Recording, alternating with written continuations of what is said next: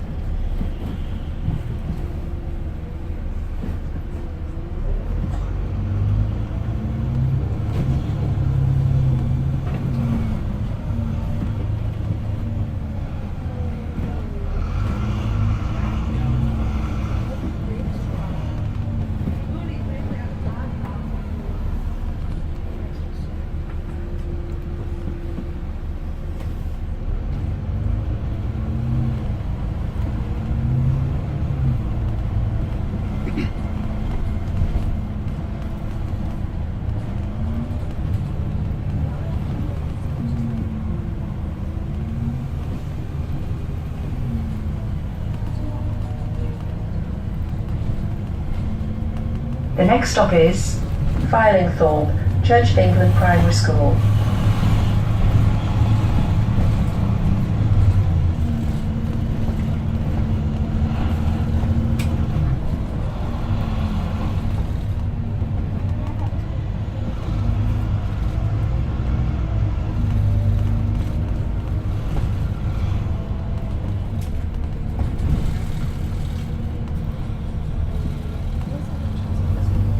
The next stop is Robin Hood's Bay.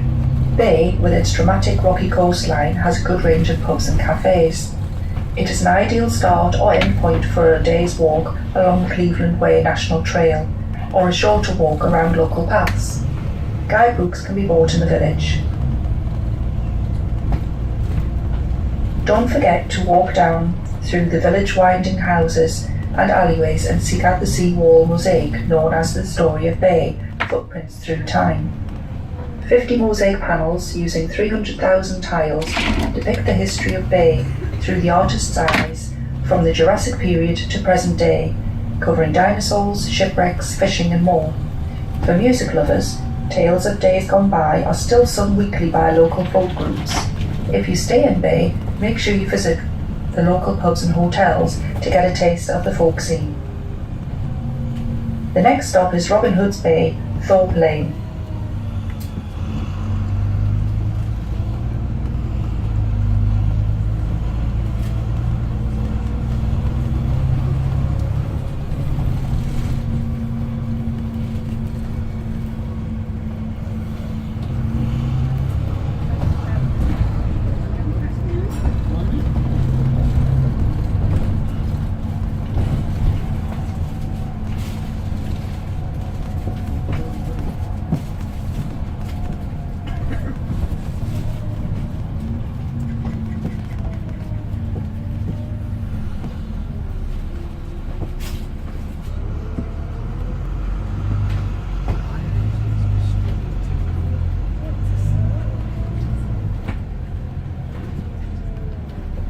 Welcome aboard the Arriva X93 service to Middlesbrough via Robin Hood's Bay, Whitby and Guisborough.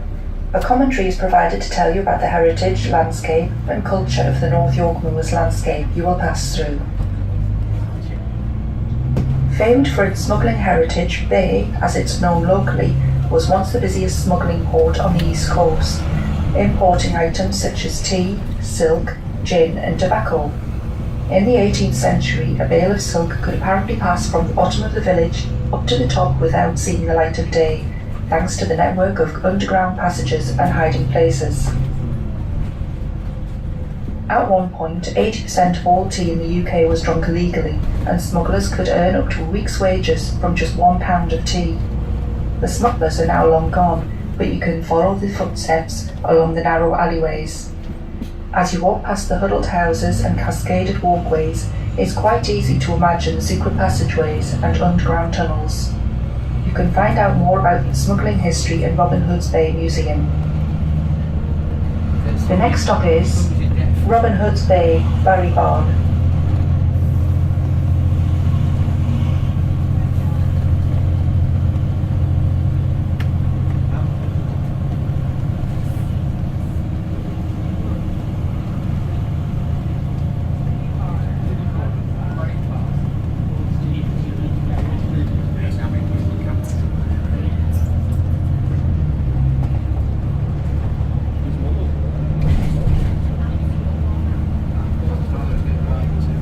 You are now coming out of Yorkshire's famed smuggling village, into the heart of the North York Moors.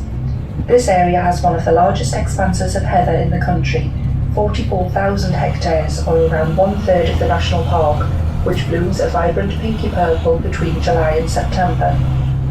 The next stop is Robin Hood's Bay, Hook's House.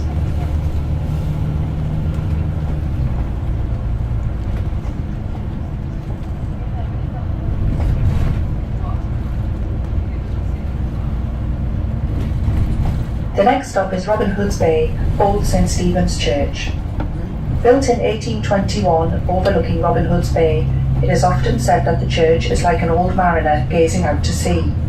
A treasure trove of local history, memorials to the shipwrecked, can be seen both inside the church and in the graveyard.